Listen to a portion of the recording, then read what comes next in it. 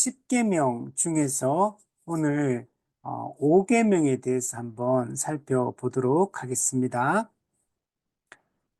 우리 10계명은 율법 전체의 핵심을 담고 있다고 이야기할 수 있습니다. 율법은 하나님의 법입니다. 하나님은 입법자이십니다. 법을 만든 분이고 또 그 법을 통해서 우리를 다스리는 분입니다. 하나님의 법 속에는 하나님이 어떤 분인지를 잘 드러내 주고 있습니다. 그래서 우리가 율법을 공부하는 게 되게 중요합니다. 율법은 우리가 누구인지, 하나님이 어떤 분인지, 우리가 어떻게 하나님의 백성으로서 살아야 되는지 그 원리들을 우리에게 잘 가르쳐 주고 있습니다. 우리가 예수 그리스도가 오시고 나서 복음이 왔으니까 이제 율법이 필요 없는 거 아닌가 이렇게 생각할 수 있는데 그렇지 않습니다. 사도 바울도 율법과 복음은 반대되는 것이 아니다 라고 얘기를 했습니다. 그래서 우리는 이 복음이 우리를 다시 율법으로 보내어서 하나님의 백성답게 거룩하게 살아가도록 한다는 걸 우리가 기억을 해야 됩니다. 율법은 우리를 그리스도에게 안내하고 그리스도는 우리를 다시 율법으로 보내어서 하나님의 백성으로서 거룩하고 합당한 삶을 살도록 이렇게 하시는 것을 볼 수가 있습니다. 그래서 율법은 폐기되는 것이 아니라 오히려 또 온전하게 지켜지는 것이 올바른 것이다 라고 이야기를 할 수 있습니다. 근데 이제 구약의 율법은 이 세 가지로 구성되어 있는데 도덕법, 의식법, 시민법 이렇게 되어 있습니다. 이 도덕법은 율법의 본질과 정신을 담고 있는 것이고 그게 바로 이 십계명입니다. 십계명은 도덕법이기 때문에 이거는 구약이든 신약이든 오고 오는 모든 세대에 통용되는 하나님의 기본 원리, 기본법이다라고 이야기를 할 수 있고 율법의 정신이 담겨 있다라고 얘기할 수 있습니다. 의식법은 제사법을 이야기하고 시민법은 생활법을 이야기합니다. 근데 구약에 기록되어 있는 이 의식법과 시민법 같은 경우는 그거는 구약 그 당대 그 당시에 하나님께서 지키도록 주셨는데 그 정신은 도덕법에 담겨 있습니다. 그리고 실제로 제사법과 생활법은 예수 그리스도에 의해서 성취되었기 때문에 우리는 그 율법의 본래의 의미를 신약에 오면 예수님께서 산상수훈을 통해서 이게 율법의 본래적 정신이다라고 알려주셨습니다. 그래서 우리가 의식법과 제사법은 그 당시에만 예수 그리스도 오시기 전까지만 유효한 법이고 그리고 오시고 난 이후에는 예수 그리스도께서 그 다 성취하셨기 때문에 이제는 우리가 시민법과 의식법을 구약처럼 지키지는 않습니다. 그래서 오늘 우리는 제사 자체를 드리지는 않습니다. 또 예를 들면 뭐 정결 규례라든지 음식 규례라든지 또 생활과 관련된 뭐 유출병이 생겼을 때 어떻게 해라, 뭐 피부에 반점이 생겼을 때 어떻게 해라, 그 율법에 기록된 것처럼 그렇게 우리는 지키지는 않습니다. 네, 그러나 그 법이 담고 있는 그 정신, 의미를 우리는 받아들이고 그 의미를 예수 그리스도 안 재해석해서 우리가 지키는 것이다 라고 이렇게 생각을 해야 됩니다. 그래서 우리 교리문답에는 이 십계명이 다 들어가 있습니다. 십계명은 우리 구원받은 하나님의 백성이 어떻게 구체적으로 살아야 하는가 생활의 원리를 가르쳐주고 있다라고 얘기를 할 수 있습니다. 십계명 전반부는 하나님에 대한 의무, 후반부는 사람에 대한 의무입니다. 예수님께서도 하나님의 법을 요약하시면서 마음과 뜻과 힘과 정성을 다해 하나님을 사랑하라. 두 번째는 내 이웃을 내 몸과 같이 사랑하라. 이렇게 예수님께서 이게 율법 전체의 핵심이다 라고 예수님께서 말씀해 주셨습니다. 그래서 율법은 하나님의 법은 하나님에 대한 의무와 사람에 대한 의무, 하나님 사랑, 이웃 사랑, 이렇게 나타난다는 것들을 볼 수가 있습니다. 근데 예수님께서, 나중에 그 서신서 뒷부분에 가면, 야고보서에 보면 어떤 내용이 있냐면, 이웃 사랑이 최고의 법이다. 이런 말이 나와요. 그 왜 이웃 사랑이 최고의 법이냐? 하나님 사랑이 최고의 법이 아니냐? 이렇게 생각할 수 있는데, 왜 이웃 사랑을 최고의 법이다 이렇게 얘기했냐면, 이거는 기본 전제를 깔고 있는 얘기입니다.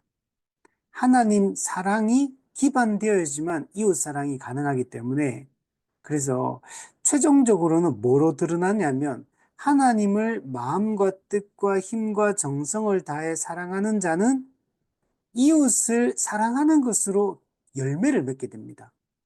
그래서 이웃 사랑이 없다면 하나님 사랑도 사실 없는 겁니다. 하나님을 진정으로 사랑하는 자만이 이웃을 내 몸과 같이 사랑하는 것이 가능합니다. 그래서 성경에서는 이웃 사랑을 이제 마지막에 배치를 하는 이유가 바로 여기에 있는 겁니다. 그래서 우리는 이 이웃 사랑을 잘 실천하는 게 중요하다라고 얘기할 수 있고, 이게 5계명부터 10계명까지고 그 5계명부터 10계명 후반부의 첫 번째 계명이 바로 오늘 공부하게 될 이 5계명입니다. 내 부모를 공경하라. 부모 공경. 이게 중요합니다.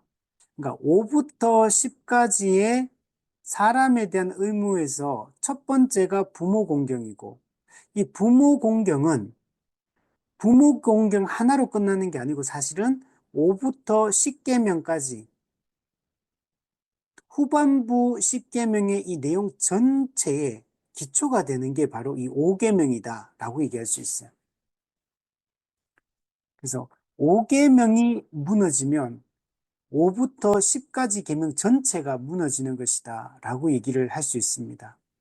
그래서 5계명이 이웃사랑 계명에 대한 가장 기초가 되는 계명이다 라고 얘기할 수 있고, 예를 들면 10계명 1계명 같은 경우는 1부터 10계명 전체의 기초가 되는 게 1계명입니다. 5계명은 5부터 10까지 계명의 기초가 되는 게 부모 공경 5계명이다. 이렇게 이야기를 할 수 있습니다. 그래서 부모 공경이 무너지면 사회의 근간이 다 흔들리게 됩니다. 부모 공경이 무너지면 가정만 무너지는 게 아니고 사회 전체가 무너지게 됩니다. 하나님이 세우신 가장 기초적인 단위가 바로 가정이거든요.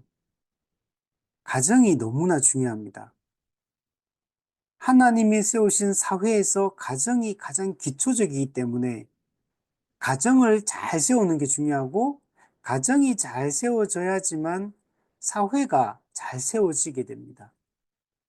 가정이 붕괴되면 사회가 붕괴되게 됩니다. 그러면 가정을 잘 세우려면 어떻게 해야 되느냐? 부모 공경이 잘 이루어지는 게 매우 중요합니다. 그러니까 이 부모 공경이 5계명부터 10계명의 이웃사랑, 이웃사랑이 어디서 시작되는 것이냐? 부모 공경에서 시작이 되는 겁니다.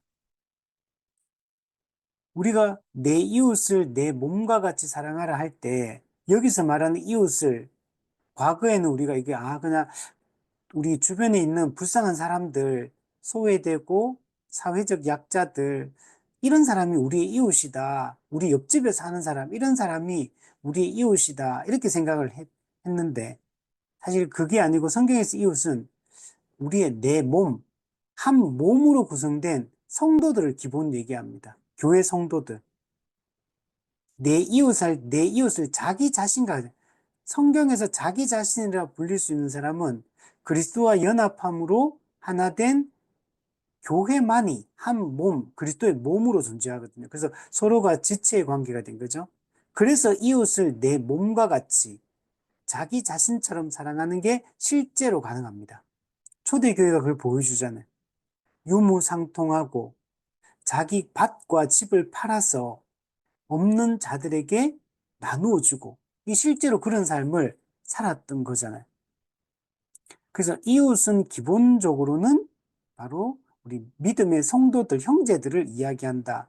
그리고 그게 확대되어서 믿지 않는 불신자까지 이게 확대되어져 가는 겁니다. 그러나 성경에서 기본 단위는 믿음의 형제들을 이야기한다라고 얘기할 수 있고, 그 믿음의 형제 중에서도 육신의 가족도 있고 육신의 형제도 있고 또 그 피를 나눈 형제는 아니지만 우리 같은 교회 다니는 성도들도 있고, 또 우리 교회는 다니지 않지만 다른 교회 다니는 또 하나님의 백성들도 있고 이렇잖아요.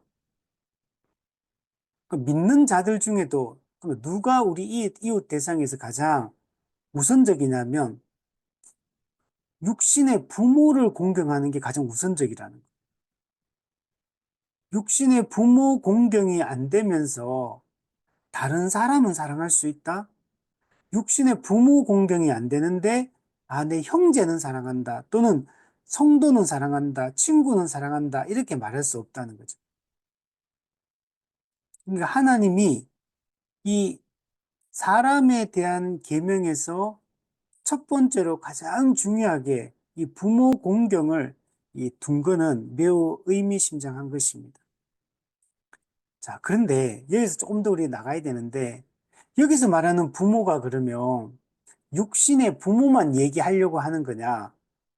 내 부모를 공경하라 할 때 1차적으로 육신의 부모가 중요한 공경의 대상인 건 맞는데, 꼭 여기서 육신의 부모 얘기만 하려고 하는 건 아니라는 거.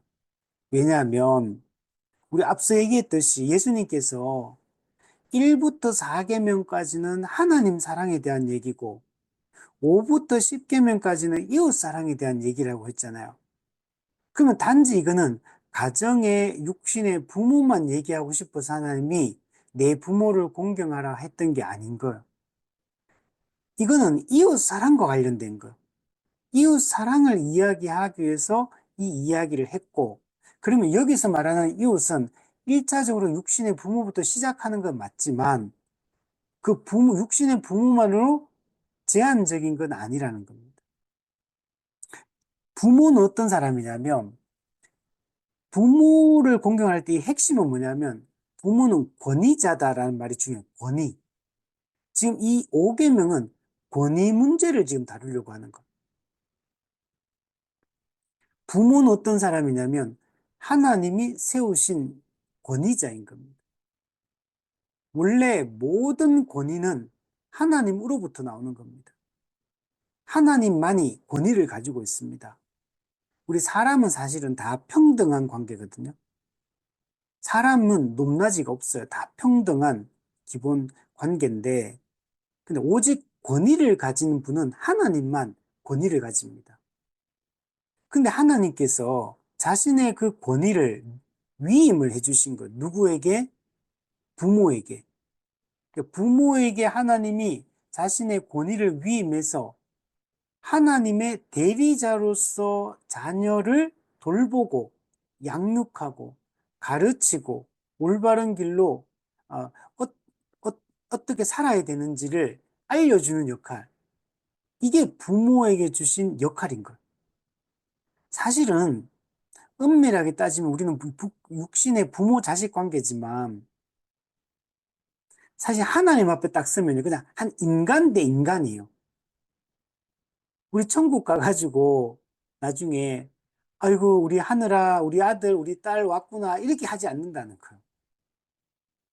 우리는 하나님 앞에 서 있는 그냥 1대1의 한 인간이지, 그냥 이 땅에서만 현세에서만 잠시 육신의 그 관계를, 육신의 그 부모 자식의 관계를 통해서 하나님의 권위에 순종하는 법을 가르치고 하나님의 법에 따라 살아가는 것을 가르치기 위하여 하나님을 대리해서 그 역할을 하는 거에 불과하지. 육신의 부모가 자식이 부모의 소유가 아니거든요. 자식은 부모에게 딸려 있는 존재가 아닙니다. 완전히 구별된 한 인격인 거예요. 하나님 앞에서는 나중에 천국 가서는 부모, 자식, 형제, 자매 이런 관계가 없어요. 모든 사람이 하나님 앞에 서 있는 한 인간으로만 존재합니다. 그래서 우리가 이 개념을 이 땅에서도 좀 잘 가질 필요가 있어요.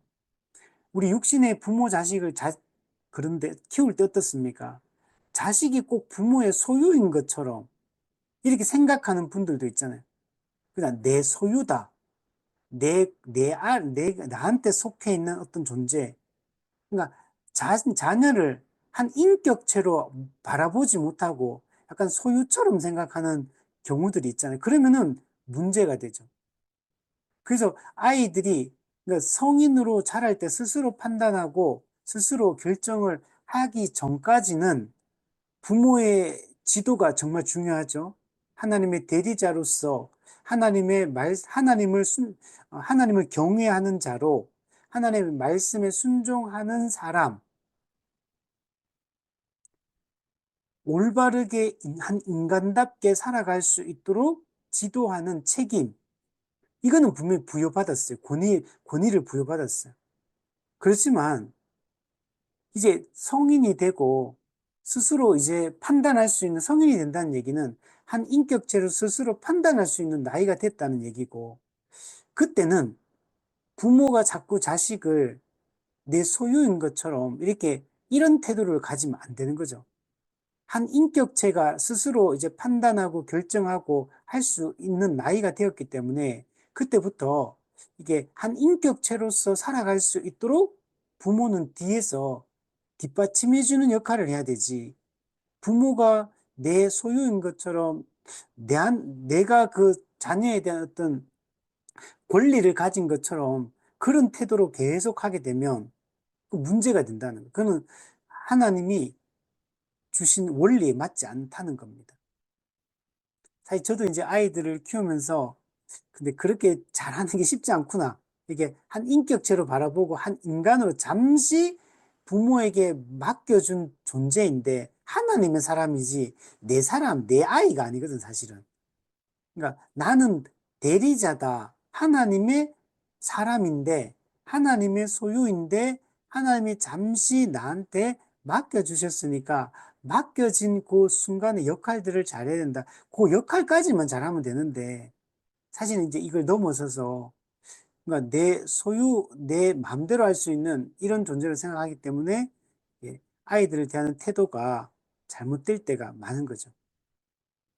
이걸 우리가 잘 판단하는 게 중요한 것 같습니다. 그래서 육신의 부모는 1차적으로는 부모 공경은 1차적으로는 육신의 부모를 의미하고 이제 확장했을 때 이거는 모든 권위자, 하나님이 세우신 모든 권위자에 대한 순종을 명령하고 있는 말씀이다 라고 얘기를 할 수 있습니다. 그러니까 하나님이 세우신 모든 권위자들은 질서를 유지하고 하나님의 뜻대로 살아갈 수 있도록 돕는 역할을 하는 그런 대상들이기 때문에 우리가 이 모든 권위자에 순종하는 것들이 중요하다라고 얘기를 할 수 있습니다. 자, 우리 186문에 보면 우선은 공경한다는 말은 무슨 뜻입니까? 부모를 공경하라 이렇게 얘기하니까 공경한다는 게 어떤 것인가? 1차적으로 이 공경이라는 단어가 이게 카바드라는 단어거든요. 그건 어떤 의미를 가지냐면 무겁다 이런 뜻입니다. 그러니까 부모 공경, 이거는 공경은 무겁다 이런 뜻이에요. 즉 자녀는 부모를 공경하라는 말은 하나님이 그 부모에게 주신 권위를 무겁게 받아들이라는 그런 의미를 가지고 있는 겁니다. 자녀가 부모에게 그 권위를 잘 인정하고 순종하는 자녀가 있는 반면에 부모의 권위를 그냥 무시하고 가볍게 여기고 함부로 그걸 짓밟고 이런 경우들도 많이 있잖아요. 근데 기본적으로 부모는 하나님의 대리자다. 하나님께서 우리 부모에게 권위를 주셔서 나를 다스리게 하셨다. 이걸 기본적으로 인정해야 돼요. 그래서 부모의 권위를 무겁게 받아들여야 된다. 그렇기 때문에 우리는 자녀는 부모를 공손히 받들고 모시고 섬기는 것이 중요합니다. 그 이야기를 칼빈은 이렇게 기록을 했습니다. 자녀들이 부모에 대해 겸손하고, 우리 어릴 때는 이런 현상들이 안 일어나는데 자녀들이 이제 나이가 들고 머리가 굵어지고 이러면 이런 현상이 나타나죠. 어릴 때는 부모가 최고고 제일 크고 제일 잘 알고 이런 줄 알았는데 나이가 들수록 부모의 그 부족함들을 보게 되고 부모의 또 이게 또 지식의 부족함 또 여러 가지 측면 능력의 부족함 이런 것들을 자녀가 보게 되면 부모를 좀 함부로 이렇게 대하고 부모를 좀 무시하고 뭐 엄마 아빠가 뭘 알아 이렇게 이런 이제 생각들을 자녀들이 갖게 되잖아요. 이런 것들을 그렇게 되면 안 된다는 거예요. 부모에 대해서 겸손해야 되고 또 그분들에게 부모에게 순종해야 된다. 순종이 정말 중요합니다. 우리 에베소스나 골로새서 가면 또 바울도 이야기를 하잖아요. 부모를 공경하고 순종해라. 순종이 되게 중요합니다.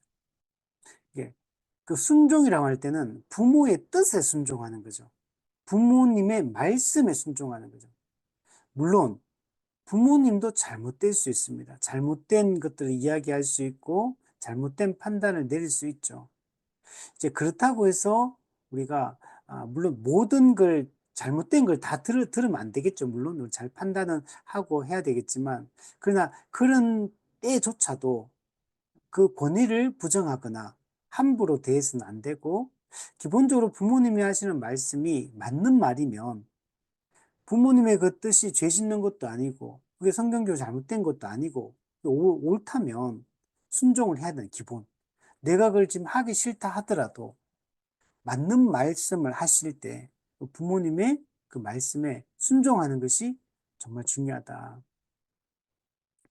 예전에 그 성경적 상담이라는 강의를 그때 들었었는데 한 2년 정도 그때 강의를 들으면서 그때 이 부모 공경에 대한 얘기를 하면서 이런 얘기를 하시더라고요. 어떤 자녀들은 그러니까 부모님이 원하시는 걸 들어주는 게 아니고 자녀가 자기가 생각해서 이게 부모님에게 좋겠다라고 생각하는 것을 한다는 거죠. 부모님은 이렇게 해줬으면 좋겠는데 자식은 그거는 안 해주고 자식이 생각했을 때 부모에게 필요하다고 생각하는 걸 일방적으로 하는 거죠. 예를 들면 그 소와 그 사자의 사랑 이야기 보면은 그 소는 고기를 안 좋아하는데 근데 둘이가 연인 관계인 거예요.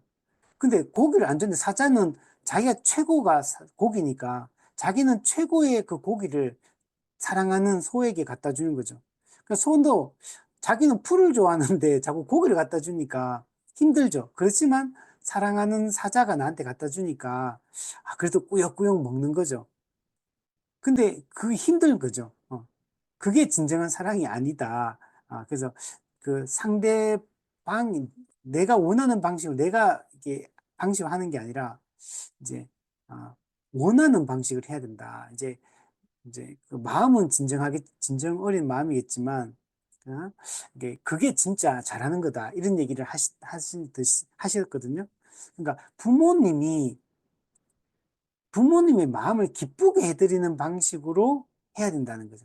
사실 저도 이런 거 좀 잘 안 되긴 하는데, 이게 내가 생각할 때 부모님을 내 방식으로, 내 마음으로 이렇게 사랑하는 게 아니라 부모님이 뭘 원하시느냐, 부모님이 어떻게 해주기를 바라시느냐, 그 마음을 잘 헤아려서 그 마음을 편안하게 해드리고 부모님이 원하시는 것을 잘 이게 챙겨드리고 이렇게 거기에 맞추는 게 중요하다. 이제 이렇게 하는 게 진정한 순종이라는 거죠.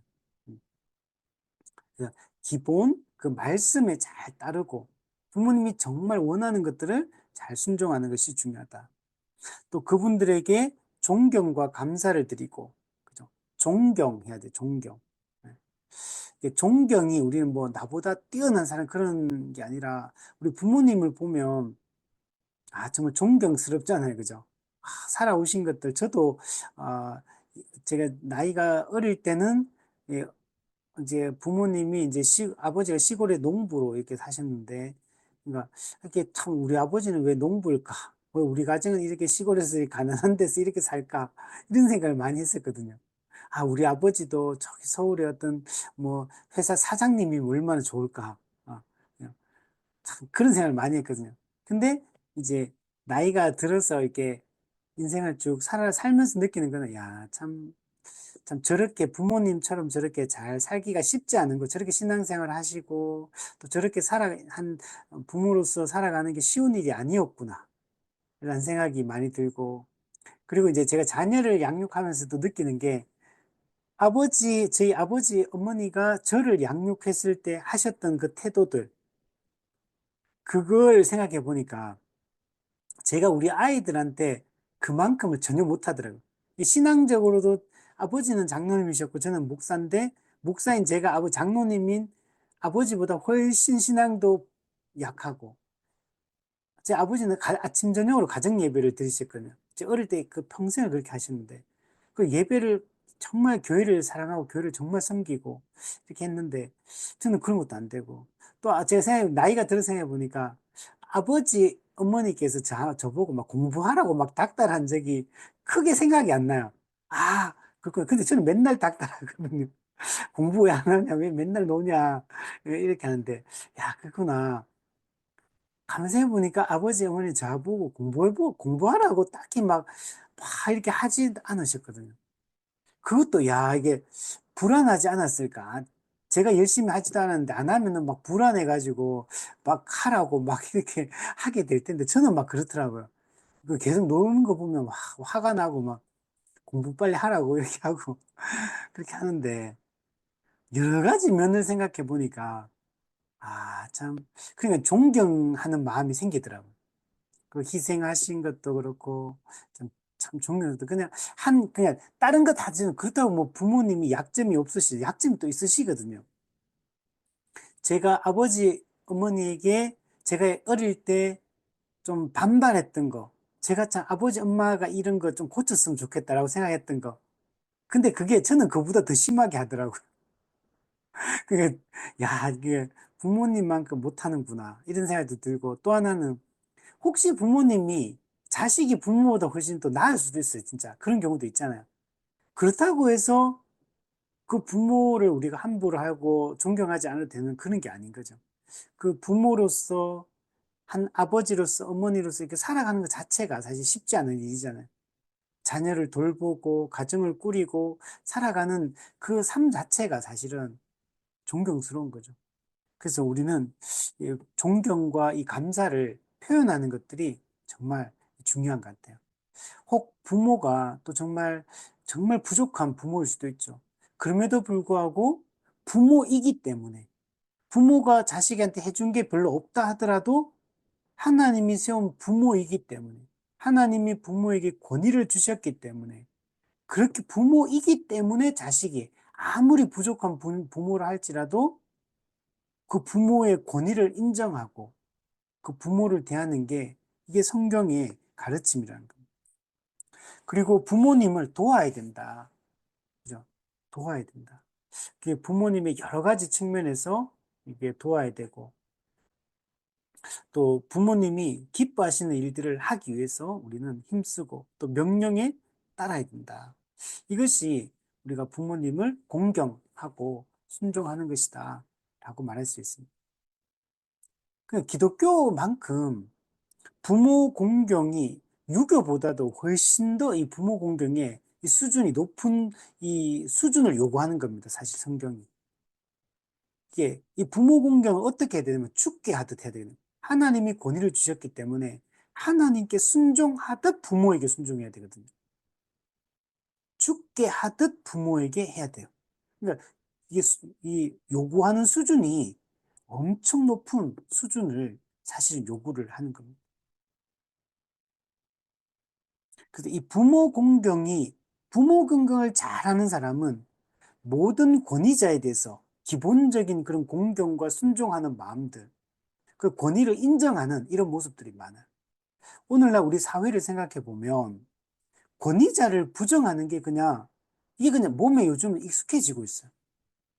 뭐 누가 뭐라고 선생님이 뭐라 해도 학생이 말을 안 듣고 그 경찰이 뭐라고 해도 그냥 함부로 하고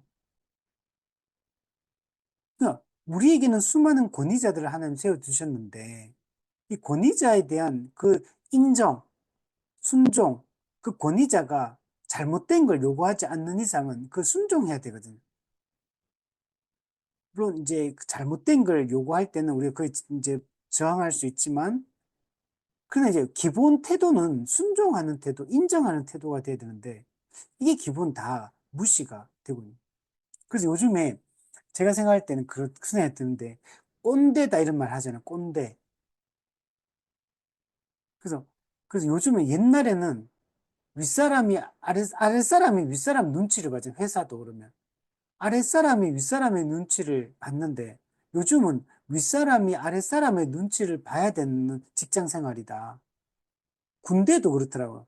군대도 옛날에는 이등병이 상병 병장의 눈치를 봤는데 요즘은 상병 병장이 후임들의 눈치를 안 볼 수 없는 이런 군대 분위기가 되고 있다. 이런 얘기를 하더라고요.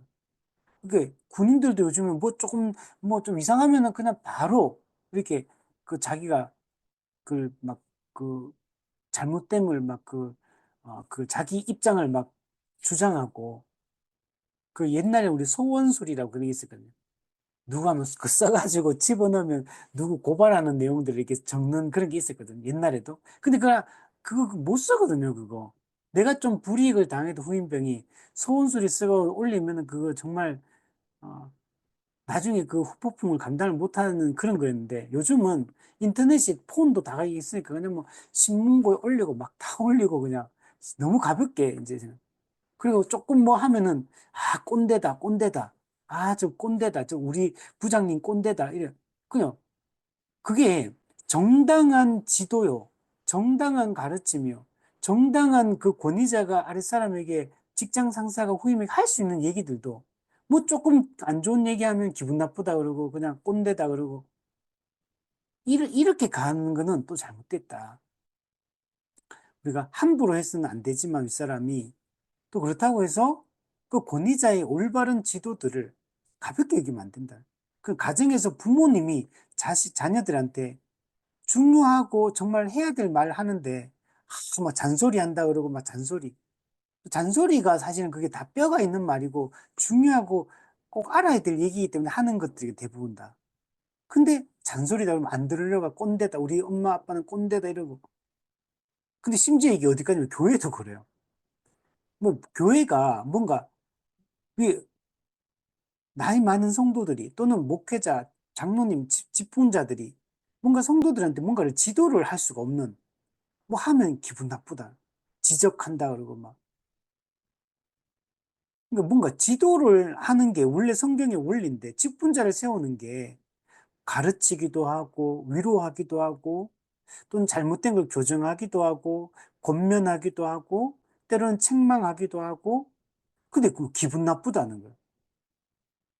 근데 그 기분 나쁜 게 신앙적인 종교적인 영역에서만 그런 게 아니 그런 얘기조차도 안 받아들이려고 해요. 이게 매우 문제가 있는 거죠.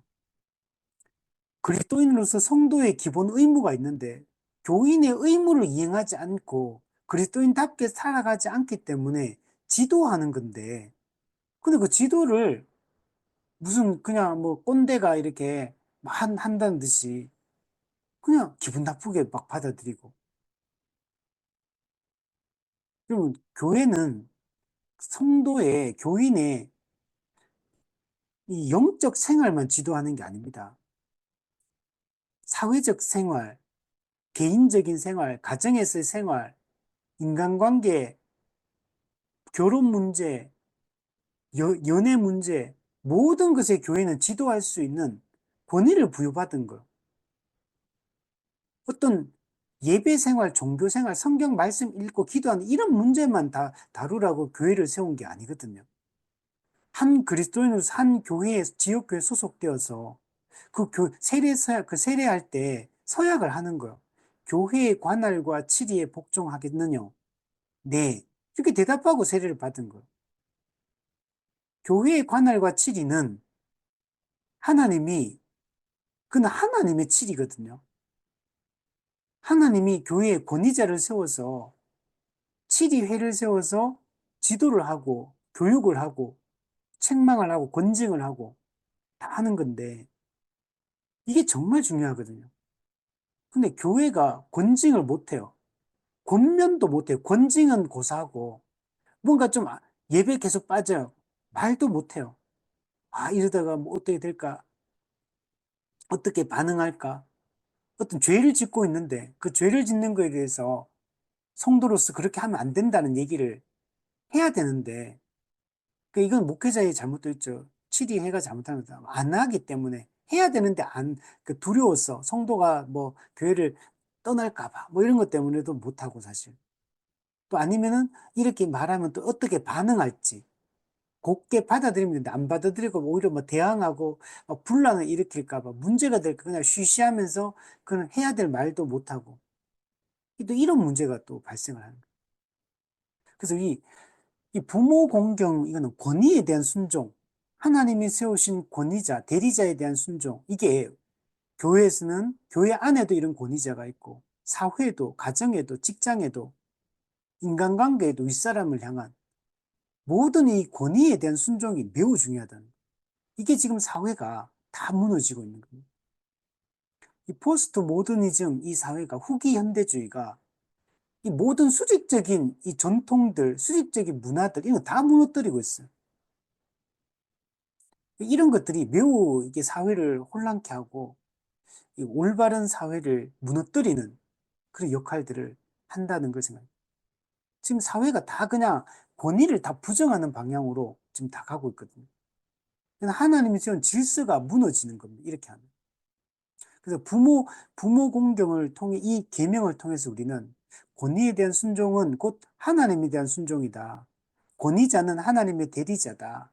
기본 이 생각들을 가지고 우리가 대해야 된다.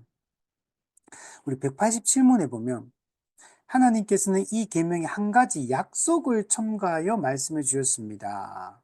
자, 약속이 첨가되어 있다. 어떤 약속이 첨가되어 있냐면, 그러니까 내 부모를 공경하라. 그리하면 너희 하나님 나 여호와가 내게 준 땅에서 내 생명이 길리라. 약속이 있는 계명인 것. 그래서 에베소서 6장 2절에 보면 뭐라고 말하냐면 부모를 공경하라 하고 나서 이것은 약속이 있는 첫 계명이니 이렇게 말해요. 약속이 있는 첫 계명. 왜? 이 사람에 대한 계명 중에 이 약속 조건이 붙어 있는 첫 번째 계명이에요. 그래서 약속이 있는 첫 계명이다. 이렇게 얘기를 하고 있습니다. 자, 부모를 공경하면 어떻게 되느냐? 내가 준 땅에서 내 생명이 길리라. 요거는 이제 출애굽기 20장에 있는 말씀인데, 그러면 여호와가 내게 준 땅은 어딥니까? 가나안 땅을 얘기하죠. 그 당시로 보면.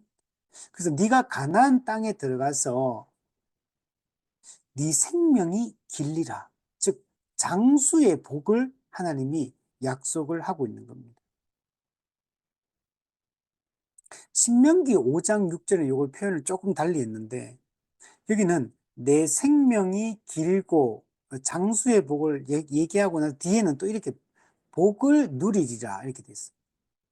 내 생명이 길고 복을 누리라. 즉 장수하는 복뿐만 아니라 부모를 공경하면 다른 복도 약속이 돼 있는 겁니다. 근데 기본적으로는 우선은 다른 복은 무슨 복인지 이름이 안 나오는데 장수는 딱 생명이 길 거다. 장수하게 될 거다. 요 얘기가 딱 들어가 있습니다.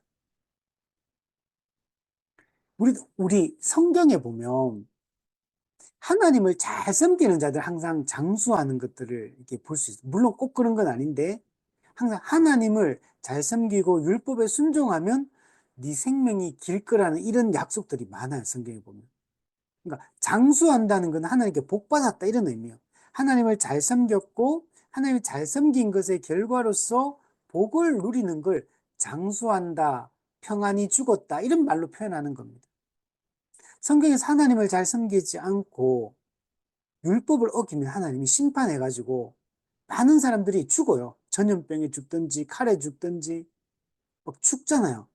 아나니아 삽비라도 죽고 죄 지으면 하나님이 심판해가 죽이는 빨리 죽는 거는 전부 다 하나님의 뜻대로 안 살았고 안 살았기 때문에 하나님께 저주받고 심판받았다 이 의미거든요. 근데 기본 장수했다는 거는 평안히 죽었다, 평안히 묘실에 들어갔다 이런 의미는 하나님 뜻대로 잘 살았다. 하나님 뜻대로 잘 살아서 하나님의 복으로 평안히 죽었다. 이런 얘기를 하는 거거든요. 그러니까 여기서 이걸 그때 지금 오늘 우리 시대로 바로 들고 오면 안 돼요. 오늘 그러면 이게 90살, 100살, 120살 막 살면 하나님께 복 받은 사람이다. 꼭 그렇게 바로 이렇게 연결할 수는 없습니다. 생사화복은 하나님께 주권적이에요. 주권에 달려 있어요. 성경에도 이제 그건 좀 이따 뒤에도 또 나오는데 그래서 그걸 지금 우리 시대 곧바로 이걸 1대1로 적용해서 이렇게 말할 수는 없습니다. 근데 구약에서는 이게 장수했다 또 예를 들면 재물이 많아졌다. 양과 소가 많아졌다. 이런 거 있잖아요. 전부 다 하나님을 잘 믿어서 하나님과 함께 하심으로 말미암아 복 받았다. 이런 얘기를 물질적인 복으로 표현하고 있는 거고 그리고 장수의 복으로 표현하고 있는 거고 또는 적이 이제 침입 안 한다. 하늘 뜻대로 안 살면 항상 적군이 막 쳐들어오거든요. 근데 적이 안 쳐들어오고 나라가 평화롭다 이 얘기는 하나님을 잘 믿어서 하나님 복 받았다 이런 의미예요. 그러니까 이거는 전부 다 하나님 잘 섬긴 것의 결과로 주어지는 것이지 부모 공경도 바로 그렇게 말씀을 하고 있는 겁니다. 자, 그래서 188문이 부모에게 마땅한 공경을 행하는 자에게 장수를 허락하신다라고 말씀을 하고 있습니다. 그래서 장수의 복은 하나님의 함께 하심의 결과다. 이렇게 얘기를 해야 됩니다. 그죠? 우리도 그러니까 이 땅에서도 그 마찬가지예요. 꼭 우리가 뭐 육신적으로 장수해야 된다. 그게 막 꼭 이 땅의 현재의 복이다. 뭐 그럴 수도 있고 또 아닐 수도 있지만 어쨌든 중요한 건 그거야. 하나님은 우리가 잘 섬기고 하나님의 뜻대로 이 땅을 잘 살아가서 하나님이 주시는 복을 이 현세에서도 누리며 살았다. 이게 중요한 거. 그러면 예수 잘 믿으면 이 땅에서 세상적인 의미의 뭐 잘 된다. 그건 아닐 수도 있습니다. 그럴 수도 있고 아닐 수도 있어요. 부자로 살 수도 있고 아닐 수도 있고, 건강을 누릴 수도 있고 아닐 수도 있고, 질병이 없이 살 수도 있고, 질병이 있고 살 수도 있고, 뭐 사업이 잘 될 수도 있고 안 될 수도 있고, 그거는 몰라요. 그 자체로 우리가 복 받았다 안 받았다 판단할 수 없어요. 그러나 분명히 이 땅에서 우리가 하나님을 잘 믿고 살 때 성경은 복을 받는다고 분명히 얘기하고 있습니다. 예수님께서도 현세에서 100배나 받을 것이요. 이렇게 말해요. 그게 꼭 물질적인 복으로만 환산되는 건 아니지만, 어쨌든 간에 이 땅에서도 하나님이 영적이든, 뭐, 육적이든, 복을 받는다고 분명히 말씀하고 있습니다. 그리고 우리가 예수님을 잘 믿고 이 땅에서 하나님이 주시는 복을 누리며 살아가는 것이 중요합니다. 그래서 그게 어떤 형편에 차든지 그런 사람은 항상 하나님께 감사가 있을 거고 만족함이 있는 삶을 살게 될 겁니다. 그래서 하나님 잘 믿는 사람은요, 그런 것 같더라고요. 사업이 망해도 또 하나님 잘 믿어요. 사업이 망해도 예수님 잘 믿는 사람은 건강을 잃고 질병에 걸리고 그래도 잘 믿더라고요. 그래도 하나님께 감사하고 그래도 그 상황 속에서도 하나님을 의지하고 이렇게 하고 믿음이 없는 사람은 좋을 때는 막 찬양하고 좋아하다가 병이 걸리거나 사업에 문제가 생기거나 여러 가지 어떤 어려움들, 고난을 겪으면 하나님을 원망하고 불평하고 이렇게 되더라고요. 그래서 우리가 예수님을 잘 믿는 사람은 이 땅에서부터 여러 가지 면에서 우리가 복을 누린다는 걸 우리가 확신하고 살아가야 돼. 189문에 보면 이게 이제 칼빈하고 제네바 교리문답하고 다른 교리문답 좀 차이점이에요. 다른 교리문답에는 이런 내용 자체가 없거든요. 근데 칼빈은 제네바 교리문답은 좀 세부적으로 기록해놨어요. 세부적으로 기록해놨고 다른 교리문답에는 없는 내용들이 여기 보면 많아요. 그러니까 문답의 양도 엄청 길어요. 이게 문답 자체가 많아요. 다른 것보다 거의 한 2배나 돼, 이게. 다른 거, 긴 것보다 한 2배나 됩니다, 이게. 그러니까 엄청 양이 많고, 그러니까, 다른 데 없는 것들이 기록되어 있더라고요, 이런 거는. 자, 189문에 보면, 이 세상의 삶은 비참으로 가득 차 있는데, 그렇죠? 왜냐면, 우리가 인간이 타락해서 원죄를 지었고, 그 타락의 결과로 이 땅이 뭐가 비참함이 찾아왔거든요. 즉, 죄의 고통이 찾아온 겁니다. 이 땅에 육체적 죽음이 찾아온 것도 원죄의 결과잖아요. 사람이 갈등하고 경쟁하고 전쟁하는 것도 원죄의 결과입니다. 사람이 상식을 벗어나서 판단하고 거짓된 것들을 말하고 불의한 일을 행해도 양심의 가책이 없고 그래서 어떤 사람은 억울함을 당하고 고통을 당하고 이런 일도 다 원죄의 결과로 이 땅에 인간이 타락 안 했으면 이런 게 없을 텐데 또 먹을 것이 없어가 죽도록 고생하며 일해도 또 늘 가난해요. 이것도 원죄의 결과 비참함. 또 때로는 조금 행복할 때도 있었는데 또 어느 순간에 갑자기 막 병에 걸려. 다 좋은데 조건이. 이제는 나는 행복밖에 없겠다 내 인생에는 했는데 갑자기 병에 걸려. 아, 나는 병에도 안 걸렸는데 내 인생은 행복밖에 없겠다 했는데 막 가족이 사고 쳐. 내 인생이 이제 다 모든 게 다 좋다고 했는데 미얀마 지진 나가지고 요번에 정말 많은 사람이 죽었잖아요. 우리한테도 그런 일이 일어날 수 있잖아요. 이게 다 죄와 죄의 결과인 비참함에 대한 얘기합니다. 그래서 우리 불교도 지난번에 얘기했지만 인생의 수레바퀴 이거는 고통이다.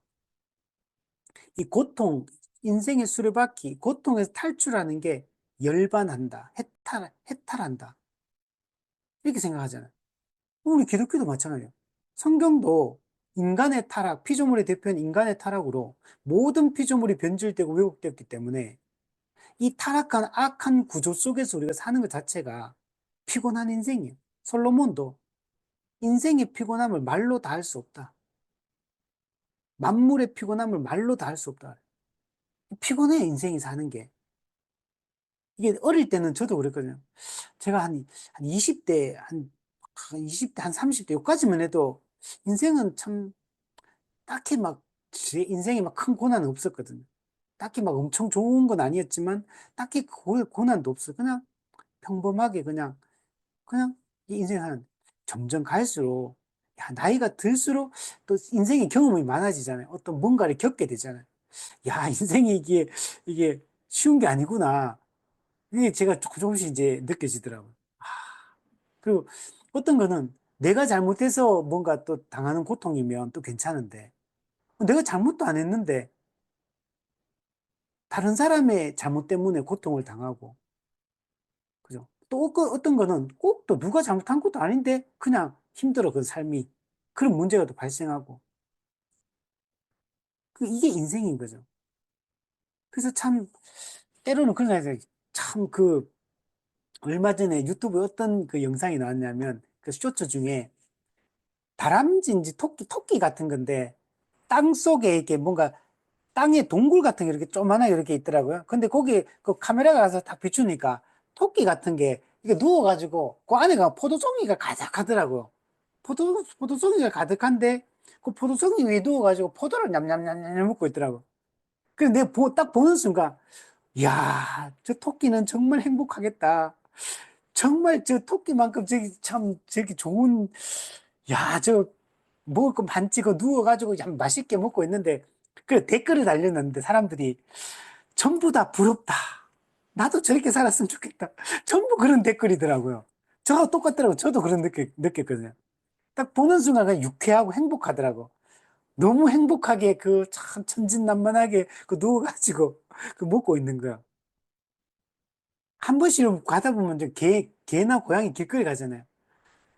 참, 저 개가 부럽다. 저 마음대로 고양이 얼마나 자유롭게 다니면서 아무 스트레스도 안 받고 이렇게 살면 얼마나 좋을까. 막 이런 생각이 들잖아요. 아, 저 개팔자가 상팔자다. 뭐 이런 얘기하고. 그죠? 아, 참 힘들 때가 많잖아요. 살다 보면. 이해 안 되는 것들도 많고, 또 내가 잘못해가 스스로 또 고통을 자초하는 것들도 있고, 다른 사람 때문에 고통을 당하는 것도 있고, 그러니까 이제 빨리 좀 떠나고 싶고, 그를 피하고 싶고, 그냥, 그러니까 그게 막 극심해지면 우울증이 오는 거고, 또 아니면 또 어떤 사람은 그냥 탈출하자 해가지고, 저기 산속으로 이제 가는 거죠. 그래서 우리 한국 사람이 그 프로그램 중에 있잖아요, 그거. 나는 자연인이다. 그거 얼마나 좋아합니까, 사람. 저도 많이 보거든요. 참, 저 사람은 행복하겠다. 아무 신경 쓰고 부딪히는 것도 없고, 혼자서 먹고 싶으면 먹고, 자고 싶으면 자고, 일하고 싶으면 일하고, 뭐, 심심하면 도시 나와가지고 또 이렇게 또 놀마대고, 뭐 그런 생각 하잖아요. 그죠? 이게 이제 인생이죠. 자, 그럼 다시 들어와서 보면, 이 세상의 삶은 이렇게 비참으로 가득 차 있다는 겁니다. 그런데 어찌하여 하나님께서는 오래 살게 해주시는 것을 은혜라고 이렇게 말하는 거냐.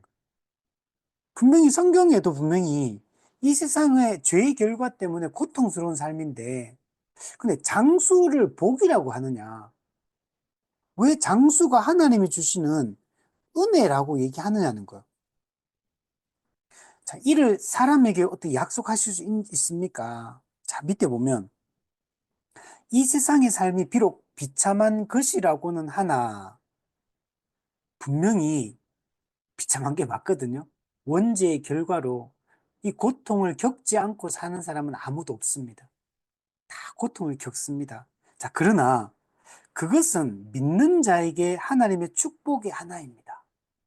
여기서 갈리는 게 뭐냐면 믿음이 있느냐 없느냐에 따라서 이 현세의 삶이 복이 될 수 있다는 걸 얘기하는 거. 만약 믿음이 없다면 하나님에 대한 신뢰가 없고 하나님의 약속과 하나님 함께 하심에 대한 신뢰가 없는 사람이라면 이 땅의 삶은 비참한 거예요. 고통스러운 겁니다. 물론 때로는 뭐 좋을 때도 있죠. 근데 그 좋을 때가 항상 오래 가는 게 아니거든요. 좋았다가 또 힘든 일 겪었다가 또 좋았다가 힘든 일 계속 반복되는 거예요. 그리고 계속 그렇게 살다 보면 참 인생이 허무하구나. 참 인생이 별거 없구나. 물론 제가 아직 제 나이에 이런 얘기 하긴 좀 그렇지만, 그죠? 인생이 진짜 그냥 제 정도의 나이만 돼도 참 별거 없다, 인생이라는 게 참, 한 인간의 삶이라는 게 정말 별 의미 없는 거구나, 진짜. 헛되고 헛되다 이 말이 조금 동의가 되는 것 같아요. 만물의 피곤함을 말로 할 수 없다는 그 말이 무슨 말인지 조금씩 더 경험하게 되고. 근데 우리가 믿음이 있다면 달라드는 거. 우리가 하나님의 성품을 이해하고, 하나님의 약속의 말씀을 신뢰하고, 하나님이 이미 우리 가운데 예수 그리스도를 통해서 이루신 일을 생각하고, 이미 우리가 받은 복과, 좀 현재 우리의 상태와, 미래에 우리에게 주어질 완성된 것들을 소망한다면, 현재의 고난이 장차 우리에게 주어질 복과 비교할 수 없지만, 현재의 고난도 괜찮아진다는 것. 현재의 이 삶이 소망이 있기 때문에 다른 시선으로, 다른 관점으로 우리가 이 세상을 볼 수 있다는 겁니다. 지금 그 얘기를 하는, 그래서 믿는 자에게는 이게 일종의 복이 된다는 거예요. 자, 왜냐하면 하나님께서 일평생 동안 성도를 보호하고 인도해 주실 때 이것은 하나님 아버지로서의 사랑을 나타내 주시는 분명한 증거이기 때문입니다. 분명히 이 세상의 삶이 비참함이요 고통이라 할지라도 믿는 자에게는 이 땅에서 현세 사는 동안에 하나님의 일평생 보호하심이 있는 거예요. 그분의 인도하심이 있고, 그분의 공급하심이 있고, 그분의 함께하심이 있다는 것. 하나님이 우리 아버지가 되시고, 그 아버지가 자기 자녀를 사랑하시고, 함께하시고, 보호하고 계시다는 걸 우리가 이것을 이 땅에서도 경험하게 된다는 거예요. 그렇기 때문에 세상이 아무리 타락하고 악한 구조를 할지라도 성도는 이런 환경 속에서도 기뻐할 수 있는 자고, 이런 환경 속에서도 소망을 가질 수 있는 자고, 이런 환경 속에서도 우리는 확신할 수 있다는 거. 2차 세계대전 때 빅터 프랭클이라는 이 사람 유대인이 그 감옥에 아우슈비츠 그 수용소에 gat혀서 사는데 이분이 그 전쟁이 끝날 때까지 거기를 견뎌냅니다. 안 죽어요. 안 죽고 견뎌내거든요. 그래서 그 책으로 썼어요. 저 예전에 읽었는데. 근데 이분이 소망이 있기 때문에 소망이 있으니까 그렇게 아우슈비츠 그 수용소가 얼마나 악랄한 수용소입니까, 독일에. 근데 거기서도 희망을 발견하고, 거기서 소망을 가지고 그 고통을 견뎌내는 거. 여러분, 그 예전에 우리 봤던 영화 중에 인생은 아름다워라는 영화가 예전에 있었거든요. 이 가정이 부부하고 자식 한 명하고 그 수용소에 같이 있는 거예요, 이 사람들이. 근데 그 영화를 보통 이런 아우슈비츠 수용소 이런 거 보면 되게 보면은 그 막 처참하고 막 비참하고 막 그 수용소에 그게 막 그런 내용이거든요. 근데 이 영화는 너무 인생은 아름다워. 그 감옥에 갇혀 있는데 자식 다 떨어져가지고 먹지도 못하고 이런 건데. 근데 그 속에서도 인생을 아름답게 바라보고 이렇게 살아내더라고요. 그러니까 어떤 사람은 그 잡혀 들어가는 순간 그냥 절망해 버리는 사람도 있고, 어떤 사람은 처음엔 좀 희망을 품다 참다가 폭발해가 그냥 목숨을 끊는 사람도 있고, 때로는 거기서 절망해가지고 그냥 말라 죽는 사람도 있고. 근데 어떤 사람은 그런 환경 속에도 빅터 프랭클 같이, 어떤 사람은 그렇게 비참한 고통스러운 환경 속에서도 하나님에 대한 신뢰를 가지고 그걸 견뎌내고 소망을 잃지 않고 자신을, 영혼을 내팽개치지 않고 이렇게 살아가는 사람도 있다는 거예요. 그래서 장수의 복이, 이게 우리에게는 정말 이 땅에서 믿는 자에게는 이게 정말 복이라는 거. 장수하는 기간 동안 뭘 경험하냐면 그냥 단순히 오래 사니까 행복하다. 그게 아니에요, 이 얘기가. 하나님의 함께 하심, 하나님의 임재 속에서 하나님의 주시는 복을 누리며 그 하나님과 함께 하심의 복을 체험한 인생의 과정이 장수의 기간이기 때문에, 그래서 신자에게는 복되다는 거. 그죠? 우리도 이 땅에서 현재의 고난이 있죠. 근데 우리가 하나님에 대한 신뢰를 가지고 있으면 현재 우리의 불행하다고 생각되는 이 환경들도 왜 나한테 내 인생에 이런 문제가 생겼느냐, 이런 게 있잖아요, 사람마다. 이게 사람마다, 이 플라톤이 그 얘기 했더라고. 사람들은 전부 다 그런 문제 한 가지 다 들고 있다. 말을 안 할 뿐이지 다 가지고 있다. 우리도 우리가 고통스러운 문제를 다 얘기합니까? 어떤 문제는 막 사람들하고 의논하고 나누고 위로받기도 하지만, 어떤 문제는 부부끼리도 얘기 안 하고 부모 자식 간에도 얘기 안 하고 친구한테도 얘기 안 하는 문제들도 있는 거예요, 사람들은. 자기만 가지고 있는, 혼자 끙끙거리고 앓는 문제들이 있는 거죠. 또 어떤 거는 가족끼리는 또 얘기하는 문제들이 있고, 근데 가족 바깥으로는 또 얘기를 꺼내기 어려운 문제도 있는 거. 그런데 이런 환경 속에서도 우리가 하나님에 대한 신뢰를 가지고 있다면 이 문제들 속에서도 우리는 소망을 잃지 않고 절망하지 않을 수 있다. 하나님이 함께 하신 이 속에서도 하나님이 여전히 이 문제를 당장 해결해 주지 않음에도 불구하고, 이 문제가 여전히 나를 괴롭게 하는 문제일지라도 그러나 소망을 잃지 않을 수 있고, 이 속에서도 하나님이 주시는 복을 누리며 살 수 있다는, 그러니까 장수가 우리에게 복이 된다는 것. 190문 보면, 그러면 일찍 죽는 성도는 그럼 어떻게 된 거냐? 장수가 복이라면 성도들 중에 일찍 죽는 사람이 많잖아요. 일찍 죽는 사람은 하나님으로 그러면 저주받은 것입니까? 그건 또 아니죠, 그죠? 그죠? 이건 어떻게 이해됩니까? 같은 신자인데, 같은 하나님을 신뢰하고 의지하고 믿고 있는데, 어떤 사람은 일찍 죽고, 어떤 사람은 장수의 복을 누려요. 장수하면 어떻게 됩니까? 자손들이 다 이렇게 많이 나오고, 신앙생활 잘하고 이렇게 같이 모이면은 뿌듯하잖아요, 보면은. 그런 복을 막 다 같이 신앙생활 잘하면서 이렇게 같이 모여서 이렇게 하면 서로를 의지하고 위로하며 살아가면 행복한 거죠. 근데 어떤 사람은 일찍 죽는다는 것. 같은 주님을 향한 사랑을 가지고 있는데도 불구하고. 이걸 어떻게 이해되냐, 그러면. 자, 밑에 보면, 하나님께서는 종종 당신께서 매우 사랑하시는 사람들을 이 땅으로부터 가장 빨리 데려가시기도 하기 때문입니다. 정말 우리는 이런 거 보면 이해가 안 되죠, 사람 입장에서는.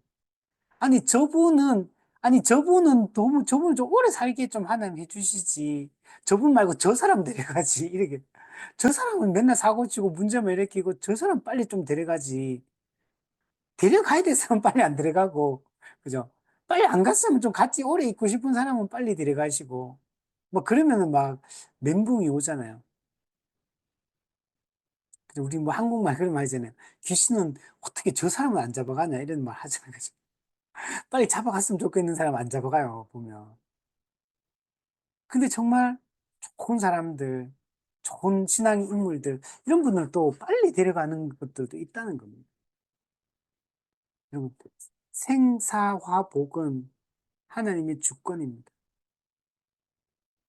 일찍 데려가시는 것도 하나님 뜻이고, 때로는 오래 살게 하시는 것도 하나님 뜻이고, 부유하게 살게 하시는 것도 하나님 뜻이고, 가난하게 살게 하는 것도 하나님 뜻이고, 물론 그렇다고 우리가 뭐, 어, 열심히 게으르게 살자, 열심히 살지 않아도 된다는 얘기는 아니죠. 우리 열심히 살아도 가능할 수 있고, 건강을 잘 챙겨도 일찍 죽을 수도 있고, 신앙생활 잘해도 좀 일찍 죽을 수 있는 겁니다. 신앙생활 잘해도 병에 걸릴 수도 있고요. 나쁜 일을 겪을 수도 있고, 그 우리가 인정해야 된다. 저는 그 몇 분, 제가 한 세 분 정도 이제 제가 만났던 분들이 자녀를 먼저 앞세운 이제 그 부모님들을 세 분 정도 이렇게 제가 봤거든요. 제가 사역하면서. 근데 그분들 보면 참, 와, 그 자녀를 먼저 앞세운 부모 입장에서 야, 그 고통이 어떤 걸까? 이 상상이 안 되는 거죠, 이런 거는. 우리가 예를 들면 하늘이 사랑이가 먼저 저보다 먼저 죽는다? 이게 상상이 안 되는 얘기인 거죠. 이제 그런 분들을 제가 세 분을 이렇게 만났었는데, 근데 그분들은 그게 늘 마음에 한켠에는 그게 있는 거죠, 마음속에. 그래서 그 얘기를 하시고, 또, 그러니까 그게 아직 잊혀지지 않은 사건인 거죠. 오래 시간이 지났지만. 근데 이제 그럼에도 불구하고 그 세 분이 다 어떤 분들이었냐면, 다 신앙이 좋은 분들이었어요. 그러니까, 야, 저걸, 어떻게 저렇게 하실까? 저걸 겪고 하나님을 신뢰하고, 하나님께 찬송하고, 야, 이게 정말 하나님을 원망하고 이런 마음이 많이 생기지 않을까. 이런 생각을 하는데, 그래도 그렇지 않더라. 예전에 세월호 사건 때, 그때 그 안산, 그 고등학교 그 안산 쪽에 그때 부모들이 자녀들을 많이 잃었잖아요. 근데 그때 그 중에 그게 교회 다니는 분들에 대한 인터뷰하고 그 옛날에 했던 것들을 제가 봤는데, 그 세월호 사건 때 억울하게 그 자녀를 잃었는데, 근데 초반부에는 막 그 마음, 감정이 막 동요가 있겠죠. 그런데 나중에 이제 그 분들이 고백하는 걸 볼 때, 그래도 하나님께 원망하는 말들을 하지 않더라고. 인터뷰를 하는데. 그걸 하나님 안에서 그걸 받아들이고, 그 또 하나님 앞에서 또 소망을 잃지 않고 이게 얘기를 하시더라고. 야, 그게 저렇게까지 마음이 이게 될 때까지 얼마나 그 마음이 힘들었을까도 생각이 들고, 그냥 또 정말 하나님의 사랑과 하나님의 뜻, 하나님의 이 주권을 신뢰하는구나, 라는 생각이 들더라고. 그래서 우리는 이런 일들이 일어날 수 있고, 우리가 다 이해되지 않지만, 그 분명한 거는 있어요. 이거 보시면, 하나님께서 매우 사랑하는 사람들을 그래요. 그러니까 이게 일찍 데려가시는 게 매우 사랑하기 때문에 이렇게 데려가신다라고 얘기를 하고 있는 거. 우리 입장에서는 일찍 죽고 늦게 죽는 게 이게 차이가 있지만 사실 하나님 입장에서는 일찍 죽고 일찍 사는 게 결국에는 믿는 자는 천국이 이제 하나님 나라 들어가는 거기 때문에 하나님 입장에서는 사실은 큰 그런 차이가 없는데, 근데 어쨌든 간에 일찍 데려가시는 것도 장수하지 못하는 것도 사랑하기 때문에 빨리 데려가시는 거라는 거. 이걸 좀 뒷받침해 줄 수 있는 성경 구절이 있어요. 예전에 이거 에녹 사건 있잖아요. 에녹. 죽지 않고 이제 하나님께 승천했던 그 에녹. 그 에녹을 어떻게 이해되냐. 그죠?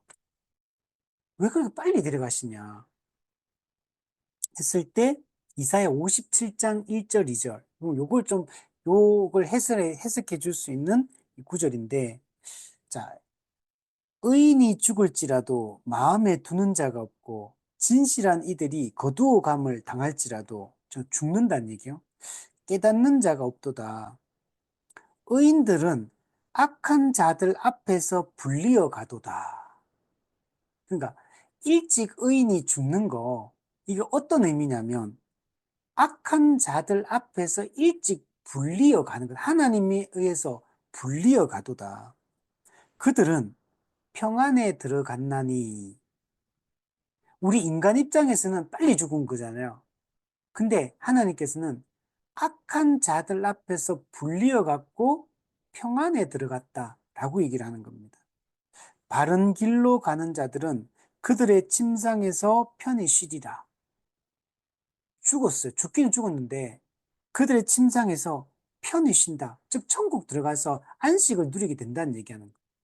누가? 바른 길을 가는 자들, 의인들. 그러니까 이게 무슨 말이냐면, 악한 자들 앞에 불려가는 걸 왜 빨리 하나님 데려가시느냐. 악한 자들 앞에 있으면 어떻게 되겠어요? 고통을 겪게 돼요. 그러니까 이 땅에 죄의 비참한 가운데 여기 섞여서 살아가잖아요.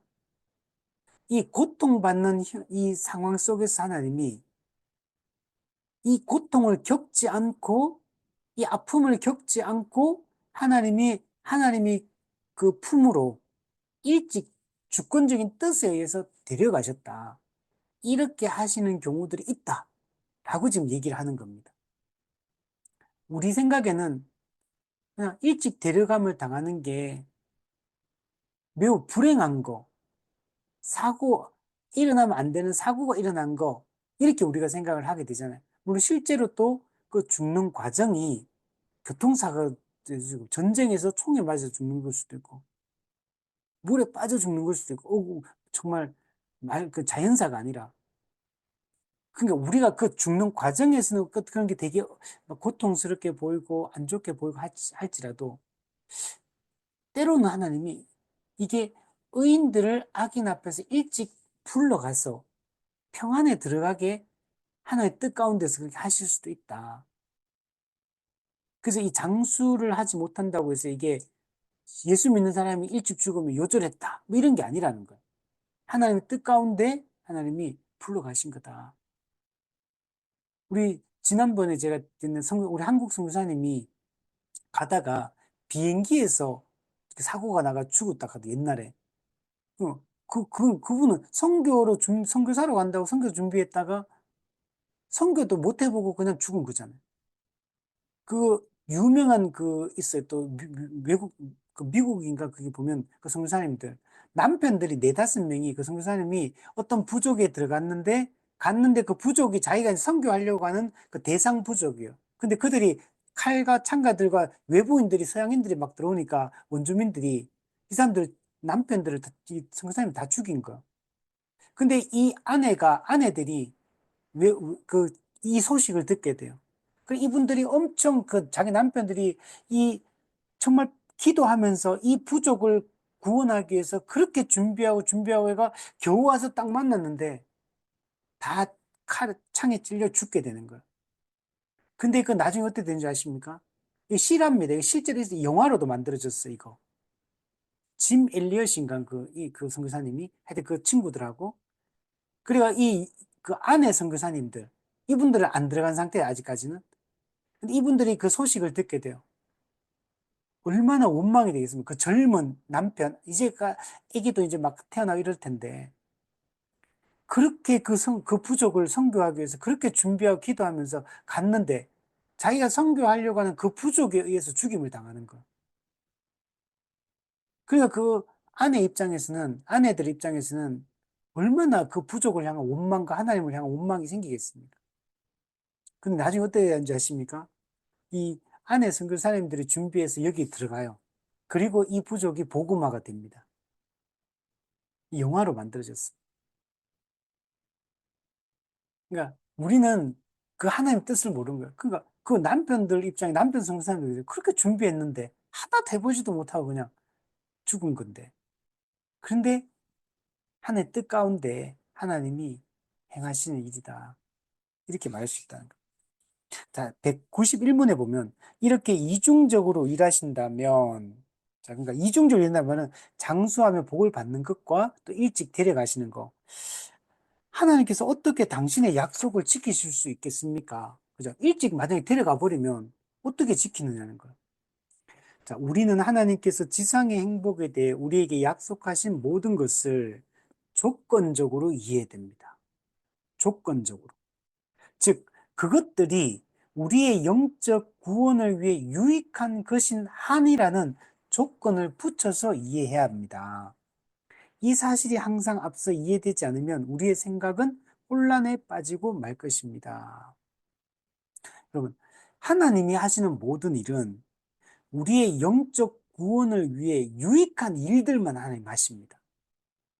우리의 영적 유익을 위해 장수하게도 하시고, 우리의 영적 유익을 위해 일찍 데려가실 수도 있다는 겁니다. 하나님이 하시는 모든 일은 우리의 영적 유익을 위해서 하나님께서 다 하시는 일이다. 앞서 이야기했던 것처럼 생사, 화, 복을 하나님이 주권적으로 인도하신다.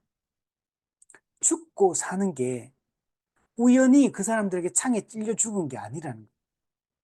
하나님 그것까지도 하나님의 작정 속에 있는 걸로, 우리 섭리 속에 있는 걸로 이해를 해야 된다. 악 그 자체를 하나님이 행하셨다 이렇게 말할 수는 없지만 그 악이 자행되고 이루어지는 것도, 만약에 그게 역사 속에 일어나는 일들은 다 하나님의 작정 속에 허락하심 가운데 일어나는 일이에요. 현재는 우리가 그래서 다 이해할 수 없습니다. 그래서 이런 문제에 대해서 많은 사람들이 고통스러워하면서 하나님께 이유를 묻죠. 하나님, 왜 이런 일들이 일어납니까? 이렇게 이유를 묻습니다. 이유를 알려달라고.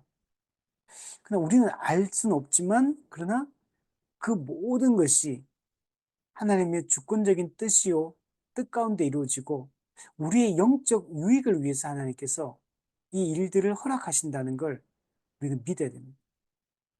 지금은 다 이해할 수 없지만, 우리가 나중에 천국에 갔을 때, 우리는 이것을 다 이해하게 될 겁니다. 그래서 이런 영적 구원을 위해 유익한 것이라는 이 조건, 이걸 항상 생각하면서 이 모든 문제들을 우리가 바라봐야 된다. 192문에 보면, 그러면 부모를 거역하는 자들에 대해서는 어떻게 생각합니까? 자, 부모 거역, 순종하지 않는 자. 하나님께서는 최후의 심판 날에만 이들을 벌하시는 것이 아니고 현재의 삶에서도 그들의 육신에 대해 징벌하실 것입니다. 자, 부모를 거역하는 자, 이런 사람은 최후 심판 때, 예수님 재림 때 심판을 받게 될 겁니다. 그 신약에도 보면 이런 구절이 몇 번 등장하는데 부모를 거역하는 자는 하나님 나라에 들어가지 못한다. 이런 내용들이 몇 군데 나옵니다. 그 중에 여러 가지 죄목을 막 이렇게 얘기하다가 그 중에 하나가 항상 부모 거역이 나옵니다. 부모를 거역하는 자는 하나님 나라에 들어가지 못한다.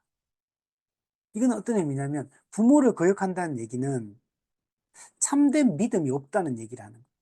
원래 참된 믿음이 있으면 그 참된 믿음의 진실성을 증명하는 삶의 열매로서 그게 이웃사랑이 나타나야 되는데 그게 안 나타난다. 부모 구역이 안 나타나는 얘기는 하나님을 향한 참된 믿음이 없다는 걸 증명하기 때문에 참된 믿음은 행위로 나타나야 되거든요. 근데 그게 안 나타난다는 얘기는 그 믿음이 없다는 걸 방증하고 있기 때문에 그래서 하나님 나라 들어가지 못한다라고 얘기를 한다는 거. 그래서 부모를 거역하는 자는 최후 심판 날에 완전히 멸망을 당할 뿐만 아니라 그때만 해요. 지금 이 현재의 삶에서도 이 현세에서도 그들의 육신에 하나님이 징벌을 간다는 것. 그래서 하나님께서 이런 부모를 거역하는 자들을 일찍 죽게 하신다든지 수치스럽게 죽게 하신다든지 그 밖에 다른 방법으로 죽게 하신다든지 한다는 것입니다. 분명히 여러분 이 하나님의 심판이라는 것은 현세에도 이루어지고 내세에서도 그 재림 때 내세 때도 이루어진다는 걸 우리가 알아야 됩니다.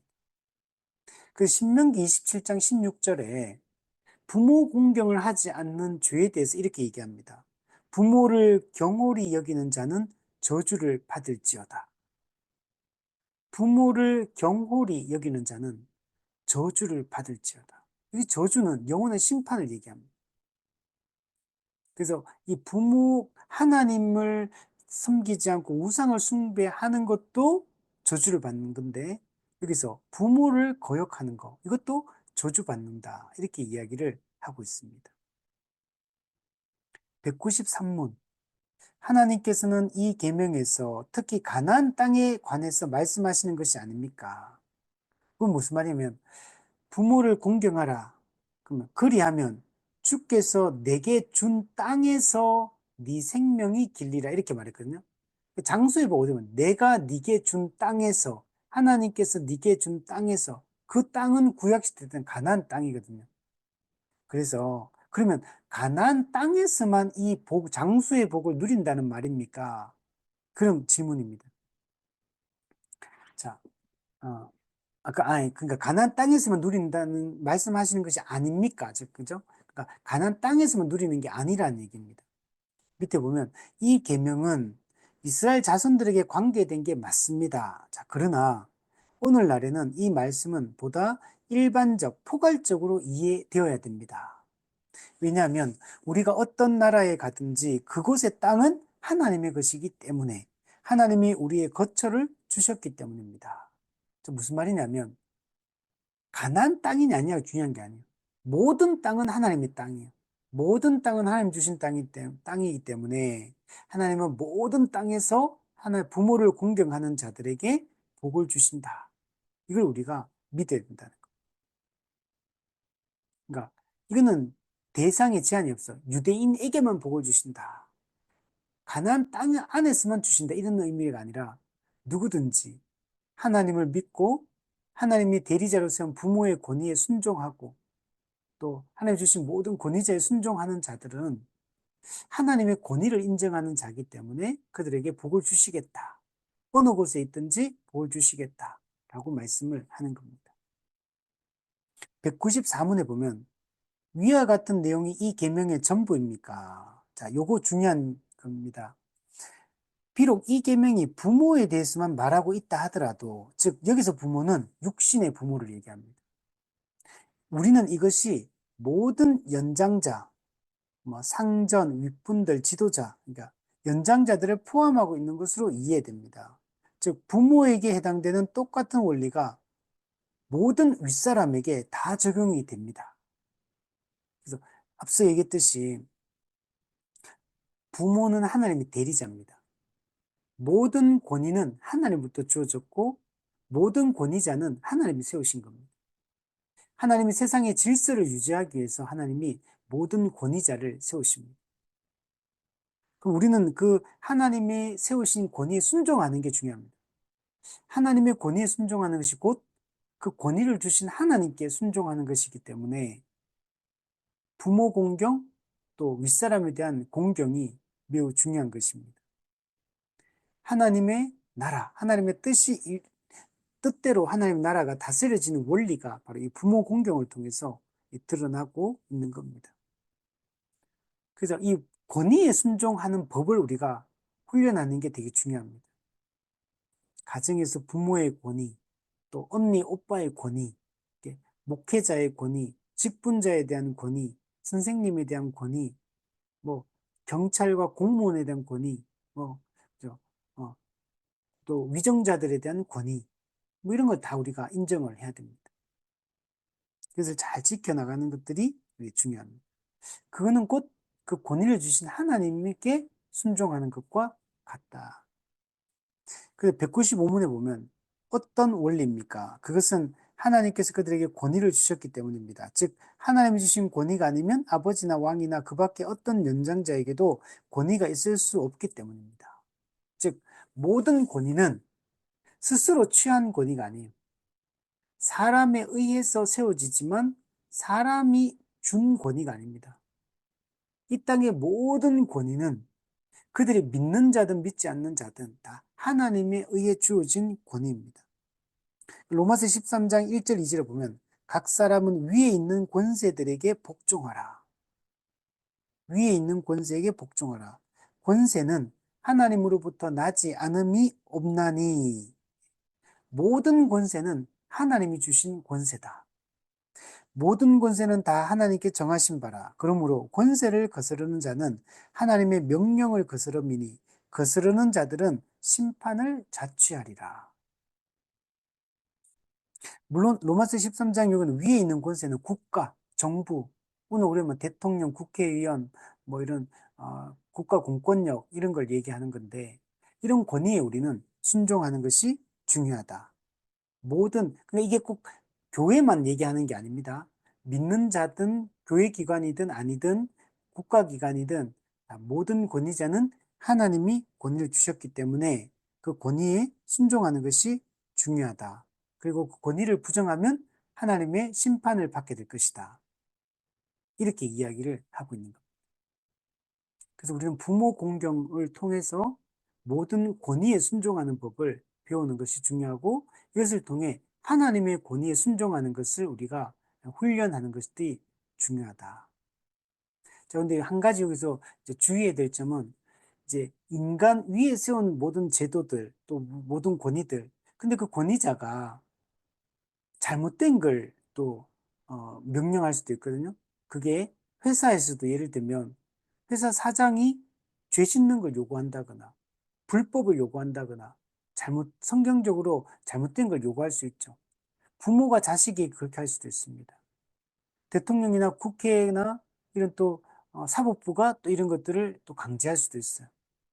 자, 근데 여기서 우리 중요한 거는 모든 권위에 순종하라는 말이 불법적이고 비성경적인 이 모든 것에 우리가 순종하라고 얘기하는 건 아닙니다. 우리는 이 사람들은 이 하나님이 주신 권위자, 대리자에 불과한 거지 실제 모든 이 권위는 하나님께 있는 거예요. 그래서 하나님의 뜻과 그분의 말씀이 중요합니다. 그게 최종 권위인 거예요. 성경이 그래서.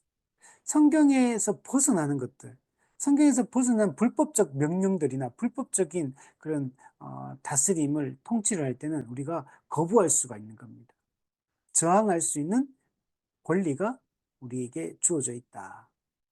그래서 기본 합법적으로 이 권위를 사용한다는 전제를 사실은 깔고 있는 겁니다. 그래서 우리는 그 거부할 수 있는 것들에 대해서 잘못된 걸 거부하는 것들이 올바른 태도다. 이렇게 또 얘기할 수 있습니다.